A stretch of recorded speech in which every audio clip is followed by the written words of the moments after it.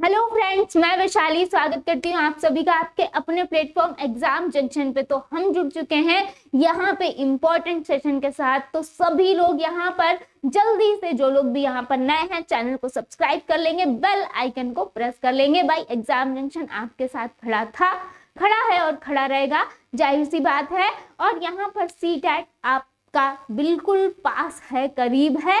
और ये जो आज हम आपको कुछ इंपॉर्टेंट चीजें बताने वाले हैं, महिला सशक्तिकरण संबंधी कुछ तथ्य, यहाँ से आपका क्वेश्चन हर हाल में बनता है। आप देख लीजिए, हर प्रीवियस ईयर उठा के देख लीजिए, जितने भी प्रीवियस ईयर आपने लगाए होंगे यहाँ से क्वेश्चंस आपको मिले जरूर होंगे। तो चलिए चलते हैं यहाँ से जो इम्पोर्टेंट चीजें हैं इनको जानने। और यहाँ यकीन मानिए, यहाँ से आपका 1 से 2 नंबर जरूर पक्का होगा। तो चलिए चलते हैं इस सेशन की तरफ। यहाँ पे जाहिर सी बात है, महिलाओं की यहाँ पर चर्चा की गई है, परिचर्चा की गई है, जिन्होंने समाज के लिए, ये महिला शक्ति के लिए कुछ काम किए हैं, उनके बारे में जानना है। तो यहाँ पे लक्ष्मी लकारा, बात किसकी हुई है? लक्ष्मी लकारा झारखंड की एक आदिवासी महिला। लक्ष्मी लकारा झारखंड की एक कैसी आदिवासी महिला, जो उत्तर रेलवे की पहली महिला इंजन चालक है ना। उत्तर रेलवे की पहली महिला इंजन चालक कौन है? यहाँ पर लक्ष्मी लकारा है, ध्यान रखिएगा। देन यहाँ पे बात आती है किनकी? रमाबाई। यहाँ से क्वेश्चन काफी पूछे जाते हैं भाई। रमाबाई 1858 से यहाँ पर 1922 ईस्वी, ये क्या थी? प्रसिद्ध समाज सुधारक थी।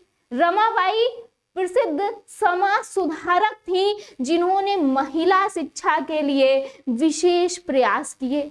और वे कभी खुद स्कूल नहीं गई, वे खुद कभी स्कूल नहीं गई, लेकिन वे संस्कृत पढ़ना लिखना जानती थी। यहाँ से ये क्वेश्चन आपसे बनता है कि कौन यहाँ पर संस्कृत पढ़ना और लिखना जानता था बिना कभी स्कूल जाए? तो रमाबाई। आगे देखेंगे, उन्हें किसकी उपाधि? पंडिता की। इन्हें पंडिता की उपाधि दी गई थी। आगे देखेंगे, जो रमाबाई जी थी, इनसे इंपॉर्टेंट बहुत ज्यादा जो क्वेश्चन आता है कि इन्होंने यहाँ पर 1898 में, इन्होंने 1898 ईस्वी में पुणे में एक मिशन की स्थापना की, और जहां पर विधवा स्त्रियों और गरीब महिलाएं जो थी, इनको पढ़ने लिखने तथा स्वतंत्र होने की क्या दी? यहाँ पर शिक्षा दी जाती थी। तो यहाँ पे इनसे रिलेटेड ये क्वेश्चन बहुत आता है कि भाई पुणे में जो थी, यहाँ पर एक मिशन की स्थापना किसने की थी? तो वो थी रमाबाई। कब की थी? 1898 में। और यहाँ पर विधवा स्त्रियों और गरीब महिलाओं को पढ़ने लिखने, इसके साथ साथ स्वतंत्र होने की शिक्षा दी जाती थी।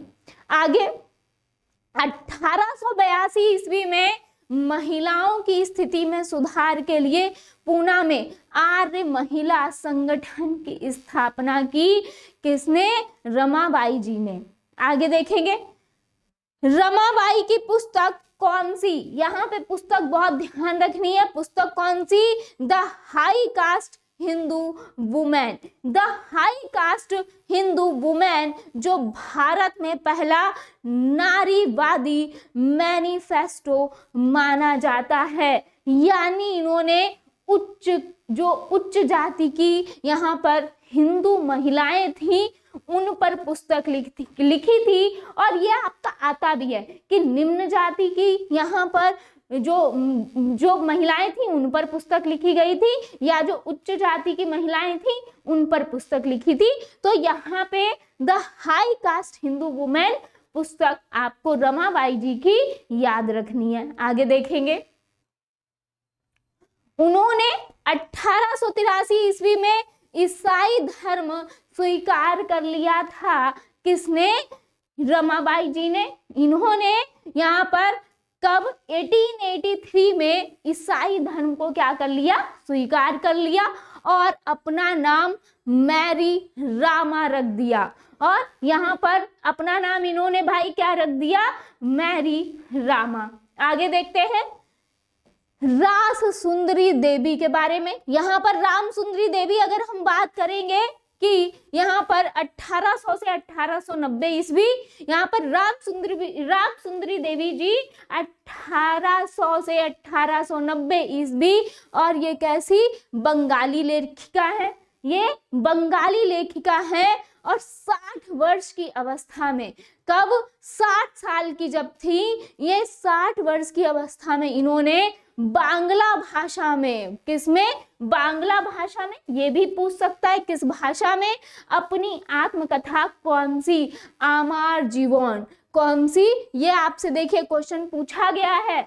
आमार जीवन नामक पुस्तक लिखी थी इन्होंने, आत्मकथा लिखी थी, क्या, आमार जीवन। क्लियर। कब, 60 साल की जब ये थी, 60 साल की अवस्था में इन्होंने, रास सुंदरी देवी जी ने आत्मकथा लिखी थी, कौन सी, आमार जीवन। अब आमार जीवन किसी भारतीय महिला द्वारा लिखित पहली आत्मकथा है। यानी जहां पर भी बात आएगी आत्मकथा की, तो पहली आत्मकथा किसी भारतीय महिला द्वारा जो लिखी गई वो कौन सी थी, आमार जीवन थी। मोस्ट इंपॉर्टेंट, ध्यान रखिएगा, बहुत क्वेश्चन यहां से बनता है। वे चैतन्य भागवत से प्रभावित थी। इसके साथ साथ यहाँ पर बात आती है किसकी, इनको भी बहुत ध्यान रखना है, रुकैया सखावत हुसैन। ये बंगाल की प्रसिद्ध महिला समाज सुधारक थी। ये कहाँ की, बंगाल की प्रसिद्ध महिला समाज सुधारक थी। और इन्होंने 25 वर्ष की अवस्था में अंग्रेजी भाषा में सुल्ताना का स्वप्न, इन्होंने कौन सी भाई, रुकैया सखावत हुसैन ने यहाँ पर सुल्ताना का स्वप्न नामक शीर्षक से एक क्या लिखी, कहानी लिखी। यानी यहाँ पे आपको महिला दे दी जाएंगी भाई, और उनके साथ साथ क्या दे दिया जाएगा, उनके से रिलेटेड कि उन्होंने आखिर क्या लिखा है ना। और ऐसे क्वेश्चन आपके मिलान वाले भी पूछे जाते हैं सीटेट में। तो उन्होंने 25 वर्ष की अवस्था में अंग्रेजी भाषा में लिखी थी सुल्ताना का स्वप्न और नामक एक शीर्षक कहानी लिखी, जिसमें उन्होंने महिलाओं की स्वतंत्रता व अधिकार के लिए एक यहाँ पर लेडी लैंड नामक स्थान की क्या की है, कल्पना की है। किस स्थान की, लेडी लैंड नामक स्थान की कल्पना की है। और इन्होंने महिलाओं की स्वतंत्रता और अधिकार के लिए इसके अंतर्गत बात की है। आगे देखेंगे, किरण बेदी जो है भारत में पहली महिला क्या IPS अधिकारी हैं, ये भी ध्यान रख लीजिएगा, कभी पूछ सकता है। अन्ना जॉर्ज मल्होत्रा भारत में पहली महिला IAS यहाँ पर अधिकारी हैं, इनको भी ध्यान रखिएगा।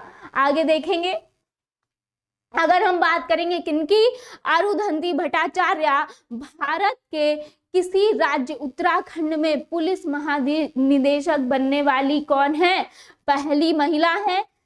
नेक्स्ट, संतोष यादव की बात करेंगे तो संतोष यादव माउंट एवरेस्ट पर 2 बार, कितनी, 2 बार पहुंचने वाली पहली महिला है। नेक्स्ट, बछेंद्री पाल जो है वो माउंट एवरेस्ट पर चढ़ने वाली यहाँ पर पहली कौन, भारतीय महिला है। देन महिलाओं ने व्यक्तिगत स्तर पर और आपस में मिलकर इन परिवर्तनों के लिए क्या किया है, संघर्ष किया, और इसी संघर्ष को ही महिला आंदोलन कहा जाता है। क्लियर। आगे बात करेंगे, महिलाओं द्वारा भेदभाव और हिंसा के विरोध में अभियान चलाना यहाँ पर महिला आंदोलन का एक महत्वपूर्ण हिस्सा है। इसके आगे बात करेंगे कि जो महिला आंदोलन है इन्हीं का ही ये परिणाम है कि महिलाओं के प्रति जो होने वाले अत्याचार या भेदभाव हैं इनको रोकने व सशक्तिकरण के लिए यहाँ पर क्या बने हैं, कानून बने हैं। आगे देखेंगे, वर्ष 1980 के दशक में यहाँ पर 1980 के दशक में देश भर के महिला जो संगठन थे, इन्होंने दहेज हत्याओं के खिलाफ क्या आवाज उठाई?